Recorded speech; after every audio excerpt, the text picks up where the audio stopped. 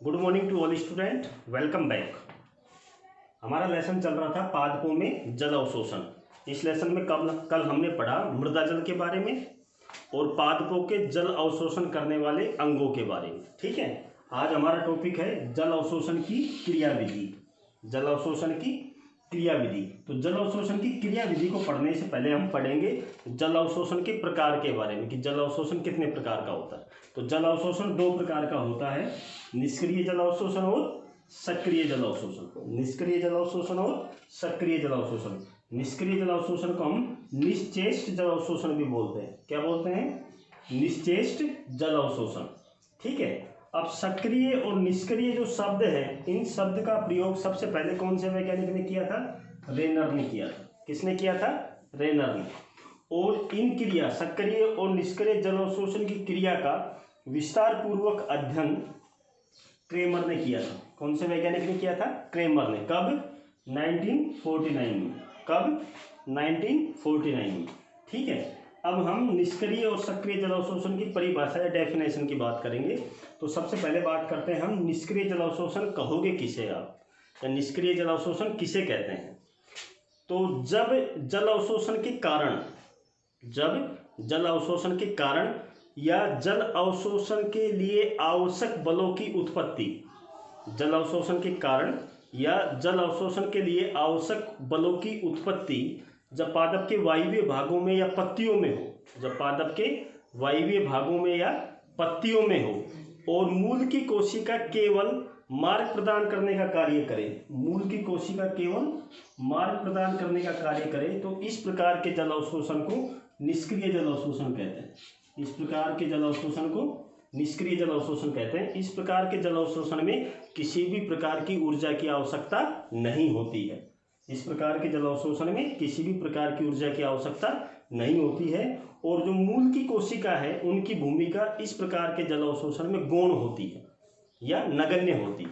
तो इस प्रकार के जल अवशोषण को हम बोलते हैं निष्क्रिय जल अवशोषण। अब बात करते हैं सक्रिय जल अवशोषण की, कि सक्रिय जल अवशोषण आप किसे बोलोगे? तो जब जल अवशोषण के कारण या जल अवशोषण के लिए आवश्यक बलों की उत्पत्ति मूलों में हो या जड़ों में हो और जड़ों की कोशिका सक्रिय रूप से जल अवशोषण का कार्य करे, तो इस प्रकार के जल अवशोषण को हम सक्रिय जल अवशोषण कहते हैं। क्या कहते हैं? सक्रिय जल अवशोषण। इस प्रकार के जल अवशोषण में ऊर्जा की आवश्यकता होती है। ठीक है। और वो ऊर्जा मिलेगी कहाँ से?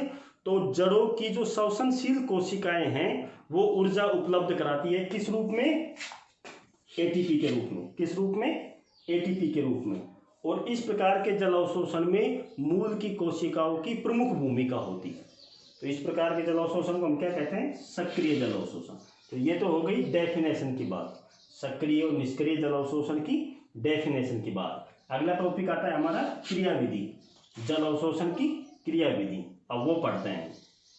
तो अब हम बात करते हैं जल अवशोषण की क्रियाविधि की, और सबसे पहले बात करेंगे हम निष्क्रिय जल अवशोषण की। किसकी बात करेंगे? निष्क्रिय जल अवशोषण की। तो पादप के द्वारा जो कुल अवशोषित किया जाता है जल, पादप के द्वारा जो कुल अवशोषित किया जाता है जल, उसका 96 से 98%, कितना?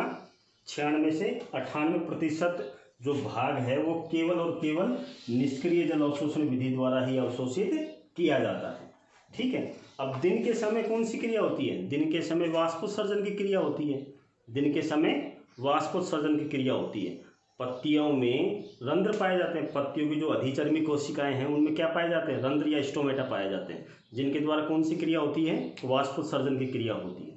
तो वाष्पोत्सर्जन की क्रिया की वजह से जल की क्या होती है? हानि होती है। जल की हानि होती है, जिसकी वजह से अधिचर्मी कोशिकाओं में जल की क्या हो जाती है? कमी हो जाती है, और वहाँ की कोशिकाओं में डीपीडी का मान या विषण दाब न्यूनता का मान बढ़ जाता है। ठीक है। अब जल की जो कमी हुई अधिचर्मी कोशिकाओं में, इस कमी की वजह से जो पर्ण की शिराएं होती हैं, पर्ण की शिराएं, जैसे ये पत्ती है, ये इसकी मुख्य शिरा हो गई और ये पार्श्व शिराएं हो गई। ठीक है। तो पर्ण की जो शिराएं होते हैं उनमें भी जल की क्या हो जाती है? कमी हो जाती है। उनमें भी जल की कमी हो जाती है। तो जब पत्तियों की शिराओं में जब जल की कमी होती है तो एक तनाव उत्पन्न होता है। एक तनाव उत्पन्न होता है जो क्या होता है? ऋणात्मक होता है। जो ऋणात्मक होता है उस तनाव को हम शोषण दाब या वाष्पोत्सर्जन कर्षण बोलते हैं। शोषण दाब या वाष्पोत्सर्जन कर्षण बोलते हैं। ठीक है, इस तनाव, ये जो तनाव उत्पन्न हुआ किसमें, पर्ण की शिराओं में, यह तनाव धीरे धीरे क्रम से कहाँ तक पहुँचता है, तने के जल स्तंभ से होते हुए जड़ों तक पहुँच जाता है। ये जो तनाव उत्पन्न हुआ कहाँ, पत्तियों की शिराओं में, किसके कारण, जल की कमी के कारण, यह तनाव धीरे धीरे क्रम से कहाँ तक पहुँच जाता है, तने के जल स्तंभ से होते हुए पेड़ पौधों की जड़ों तक पहुँच जाता है। ठीक है, तो इस तनाव के कारण पत्तियों के जाइलम से और मूल के जाइलम तक, पत्तियों के जाइलम से मूल के जाइलम तक एक सतत जल स्तंभ की स्थापना हो जाती है। पत्तियों के जाइलम से मूल के जाइलम तक एक सतत जल स्तंभ की स्थापना किसके कारण हुई, पत्तियों की शिराओं में उत्पन्न हुए तनाव के कारण एक सतत जल स्तंभ की स्थापना हो जाती है। इस जल स्तंभ की स्थापना में क्या है, या इस जल स्तंभ में क्या है, तनाव है, ऋणात्मक तनाव है। तो अब क्या होगा, तो अब जो मृदा जल है वो मूल रोम से होते हुए मूल से स्तंभ में और स्तंभ से पत्तियों तक क्या कर लिया जाता है, मृदा जल खींच लिया जाता है। ठीक है, तो इस प्रकार से निष्क्रिय जल अवशोषण की क्रियाविधि संपन्न होती है। इस क्रियाविधि में, निष्क्रिय जल अवशोषण की क्रियाविधि में पादप के किसी भी भाग की सक्रिय भूमिका नहीं होती है और न ही किसी भी प्रकार की ऊर्जा की आवश्यकता होती है। निष्क्रिय जल अवशोषण के लिए प्रमाण भी है, हम समझ भी सकते हैं इस बात को कि दिन के समय जब वाष्पोत्सर्जन की क्रिया तेज होती है, तो उस समय जल अवशोषण की तीव्रता भी बढ़ जाती है, या जल अवशोषण भी अधिक तीव्रता से होता है। ठीक है बच्चों, की अभी हमने पढ़ा निष्क्रिय जल अवशोषण को, अब पढ़ेंगे हम सक्रिय जल अवशोषण की क्रियाविधि को। तो कुल अवशोषित जल का 2 से 4% भाग, कुल अवशोषित जल का 2 से 4% भाग सक्रिय जल अवशोषण के द्वारा अवशोषित किया जाता है। इस प्रकार का अवशोषण मूलों की सक्रियता या उनमें उत्पन्न होने वाले धनात्मक बलों के कारण होता है। जो सक्रिय जल अवशोषण है वो मूलों की सक्रियता, अर्थात मूलों की इसमें सक्रिय भूमिका होती है, तो मूलों की सक्रियता या उनमें उत्पन्न होने वाले धनात्मक बलों के कारण होता है। अब जो सक्रिय जल अवशोषण है वो रात्रि के समय ज़्यादा तीव्रता से होता है। क्यों? क्योंकि रात्रि के समय वाष्पोत्सर्जन की जो क्रिया है वो क्या हो जाती है, धीमी हो जाती है। ठीक है, अब मूल में क्या होता है, मूल के जाइलम में एक जल स्तंभ होता है, मूल के जाइलम में जल स्तंभ होता है। उस जल स्तंभ में एक धनात्मक बल उत्पन्न होता है जिसे मूल दाब कहते हैं, और ये मूल दाब ही प्रमुख भूमिका निभाता है किसमें, सक्रिय जल अवशोषण में। तो मूल के जाइलम में उपस्थित जल स्तंभ में उत्पन्न धनात्मक बल को, मूल के जाइलम में उपस्थित जल स्तंभ में उत्पन्न धनात्मक बल को ही हम क्या कहते हैं, मूल दाब कहते हैं। क्या कहते हैं, मूल दाब कहते हैं। और इस मूल दाब के कारण ही मूल रोम के द्वारा मृदा जल को बलपूर्वक, इस मूल दाब की वजह से ही मूल रोम के द्वारा मृदा जल को बलपूर्वक अवशोषित किया जाता है। जब बलपूर्वक अवशोषित किया जा रहा है तो किसकी आवश्यकता होगी, ऊर्जा की आवश्यकता होगी। तो हमने पहले पढ़ा है कि सक्रिय जल अवशोषण में किसकी आवश्यकता होती है, ऊर्जा की आवश्यकता होती है। क्यों? क्योंकि मूल रोम के द्वारा मूल दाब की वजह से जो मृदा जल है उसको बलपूर्वक क्या किया जा रहा है, अवशोषित किया जा रहा है।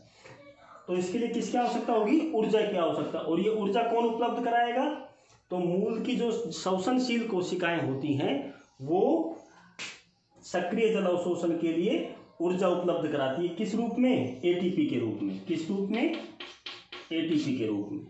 ठीक है भैया, तो ये था हमारा सक्रिय जल अवशोषण। तो आज हमने पढ़ा जल अवशोषण के प्रकार, निष्क्रिय और सक्रिय, और जल अवशोषण की क्रियाविधि। उसमें हमने निष्क्रिय जल अवशोषण की क्रियाविधि पढ़ी और सक्रिय जल अवशोषण की क्रियाविधि पढ़ी। ठीक है भैया, तो आज के लिए इतना ही। कल हम पढ़ेंगे पादपों में जल का मार्ग, या पादपों में जल के कौन कौन से पथ होते हैं, कि पादपों में एक कोशिका से दूसरी कोशिका में जो जल का प्रवाह है वो किन किन रास्तों से या किन किन मार्गों के द्वारा होता है। वो रहेगा हमारा कल का टॉपिक। तब तक के लिए घर में रहिए और सुरक्षित रहिए।